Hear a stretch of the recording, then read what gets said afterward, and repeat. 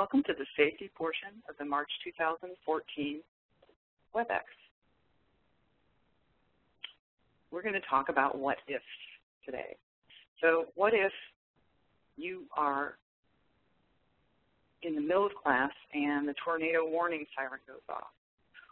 Or if your American Red Cross tornado application goes off on your phone. You should stop class immediately and announce that you're under a tornado warning. No one should leave the building, and you should escort the students to, if you know it, a designated safe room. If you don't, an interior room without windows. Everybody should remain in the safe room until the warning's been lifted. You can check AccuWeather for warnings. I have AccuWeather and several others downloaded to my phone so that I get warnings all the time on my phone. And you can check those for when they expire. It helps if you know your weather terms. The National Weather Service uses watches and warnings to help us understand about potentially dangerous weather. So knowing the difference can actually be a real lifesaver. A watch means conditions are right for dangerous weather. So it's watch out for dangerous weather. A warning actually means that the event is occurring. For severe thunderstorms, tornadoes, and flash floods, you should find shelter immediately. A hurricane warning means it's time to evacuate or to move to a safer shelter. A winter storm warning means that it's not safe to venture out. And if you're traveling, you should head for the nearest shelter and stop for the day. What if you or a student sets off the alarm on entry or exit from the building? Most locations have posted instructions. You can also check your facility resource guide, if you have one, for the security code or any information on disarming that area. Most buildings have a phone number posted, and it's either the building manager or the alarm company, and you need to call whatever that number is that's posted right away to let them know that everything's okay. One way to ensure that you're not going to set the alarm off is to check the facility, make sure all the students have left. Whenever possible, make sure the students leave in groups. Make sure you see them leave.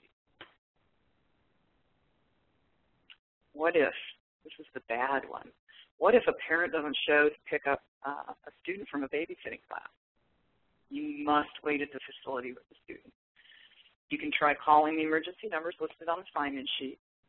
You can ask the student if there is another phone number of a parent or a grandparent, an aunt, an uncle, an older brother, older sister that could help reach the point of contact.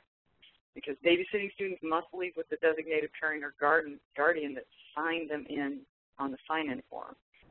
If that's not going to be the case, the parent you should be asking the question as they're signing in, are you going to be the one picking up the student? So that you're aware if there's somebody else that's going to pick up the student, you know the name. What if? You know, we've always had this, most of us that teach first aid have at least had one student that got dizzy during the first aid video portion. So what do you do if they become dizzy or faint in the classroom?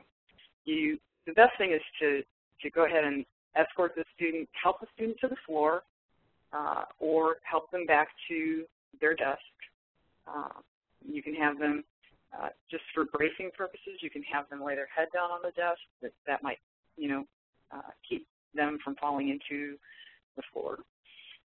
You can ask the student if they're on any medication or if they have any conditions that may have caused the issue. You can certainly ask the student to call a family member to pick them up and ask them to reschedule for another class.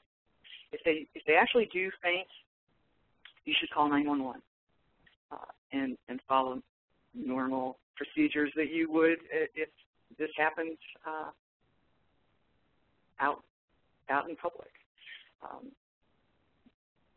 finally, you need to fill out an incident report form so that we're aware of what happened and we have some record of it. If you've never seen an incident report form, it looks a little bit like this.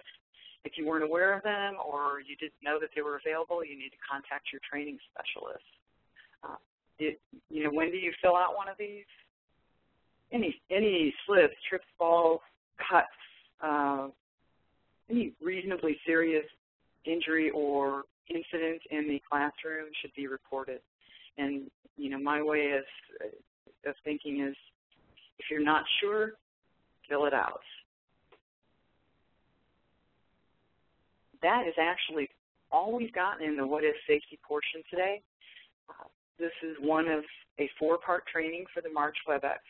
This is training number 3, and the attendance word for this training is instructors. Remember, this will actually form a sentence. Once you've viewed all 4, you will have a sentence to report back to your training specialist if you're watching this via YouTube. Thanks for your attendance. I appreciate it.